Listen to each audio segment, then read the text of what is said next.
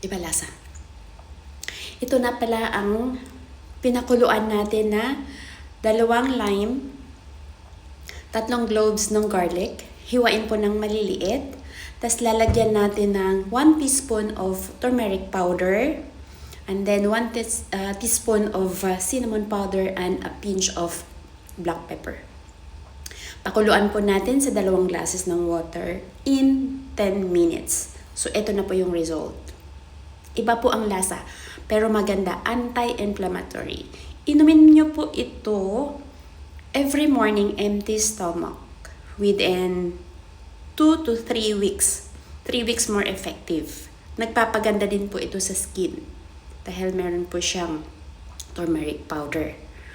Ngayon, gusto nyo pong gumaling sa mga nararamdaman nyo, anti-inflammatory, kasi ang internal organs natin napakaraming organs. Hindi natin alam, 'di ba? Tamad tayong pumunta sa doktor, magpa-check up. Tamad tayong pumunta sa hospital. Kahit ako, ganyan ako. Kasi kaya naman So, hindi na muna ako pupunta. 'Di ba? At saka yung mga kababayan natin na malayo sa paggamutan, malayo sa hospital, walang pangpagamot, nakatira sa bundok, kawawa naman, 'di ba? Kung meron kayong ganito, sangkap nito, gawin nyo na lang sa bahay, pakukuluan. Pagtsatsagaan nyo na lang. Kasi minsan, talagang ako tamad. Tinatamad tayo, busy sa trabaho. Kailangan na lang natin ng consistent or tiyaga sa sarili natin para sa health. Sa atin din naman to para sa kalusugan natin dahil dapat nating ingatan. Mahirap magkasakit. Mahirap pumunta ng doktor. Ang hirap ng nasa hospital.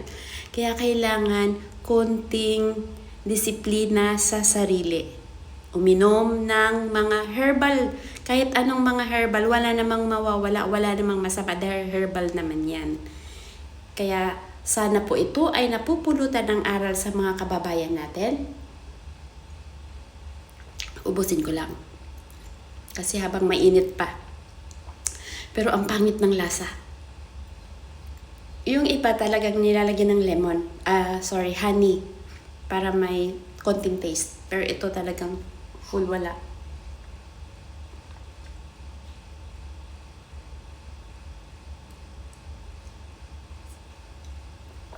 Basta po, latak na po siya.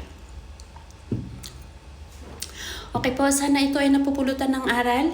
Huwag po niyo pong kalimutan, inform niyo po ang mga kamag-anak niyo. Friends, i-share niyo po itong information para po ako ay nakakatulong sa konting pamamaraan, hindi man sa pera, ang importante para sa kalusugan. Okay po, maraming salamat.